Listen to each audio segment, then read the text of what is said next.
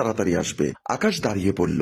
মা, ও হয়তো অফিসের চাপে এখনো বের হতে পারেনি। তুমি তো জানো ওর উপর অনেক দায়িত্ব থাকে, বস ওকে অনেক পছন্দ করে। আমি জানি বাবু, আচ্ছা তুই ফোন দিয়ে দেখ, আমি যাই। আকাশ আবারও নিজের স্ত্রীকে ফোন দিচ্ছে, কিন্তু কিছুতেই রিসিভ করছে না ফারজানা। ওদিকে হোটেলের ড্রয়িং রুমে ফারজানা বসে চিন্তা করছে, আজকে আকাশের জন্মদিন, আমি এতক্ষণে বাসায় গিয়ে সেলিব্রেট করার কথা, কিন্তু এখনো যেতে পারলাম না। জানি না সে কি মনে করছে। আফজাল শরীফ গ্লাসে মদ ঢালতে ঢালতে বলল, কি ব্যাপার, কি চিন্তা করছো মনে মনে? কিছু না স্যার, এমনিতেই বাসার কথা ভাবছিলাম। আরে তোমাকে বললাম ওসব বাদ দাও, কাজে ফোকাস করো। কাজ তোমাকে উন্নতি দেবে, টাকা দেবে, সুখ দেবে, তখন দেখবে সবাই তোমার কাছে আসবে, তোমাকে কারো কাছে যেতে হবে না। নাও এটা খেয়ে নাও। ফারজানা বলল, বস আমি ড্রিঙ্কস করি না, তাছাড়া আপনি বললেন এখানে ক্লায়েন্টের সাথে মিটিং করবেন, কিন্তু কাউকে দেখতে পাচ্ছি না এখনো। আরে বাবা, ওরা তো অনেক ব্যস্ত, হয়তো আসতে দেরি হচ্ছে আর কি, ততক্ষণ আমরা বসে কি করব?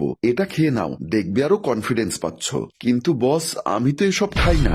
আফজাল শরীফ আবারও বলল, দেখো তোমাকে অনেকভাবেই বোঝালাম অফিসে, কিন্তু তোমার চেয়ে আরো ভালো দুজন আমার চোখে আছে প্রমোশন দেওয়ার মতো। তোমার ফ্যামিলির অর্থনৈতিক অবস্থা তেমন ভালো না দেখে আমি তোমাকে সুযোগ দিতে চাই, আর তুমি তো দেখি। ফারজানা মাথা নিচু করে বলল, বুঝেছি স্যার। আফজাল শরীফ মদের গ্লাসটা আবারও এগিয়ে দিল। ফারজানা কাপা কাপা হাতে গ্লাসটা নিয়ে মদের গ্লাসে আস্তে করে একটা চুমুক দিল। এর পরের ঘটনাগুলো মনে করে ফারজানা আরো শিউরে উঠল।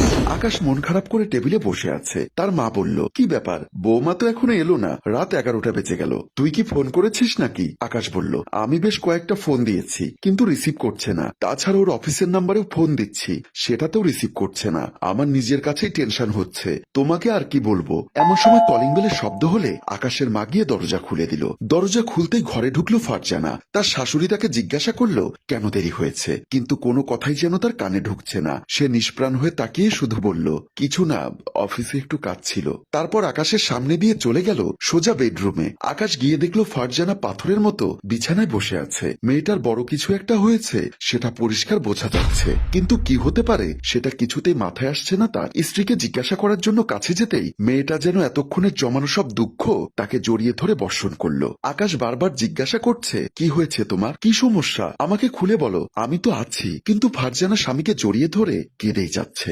সম্মানিত ভিউয়ার্স, গল্পটির রচনা ও পরিচালনায় অভিক, ক্যামেরায় শিহাব ও আশরাফ এবং প্রযোজনায় মঞ্জুর মোর্শেদ।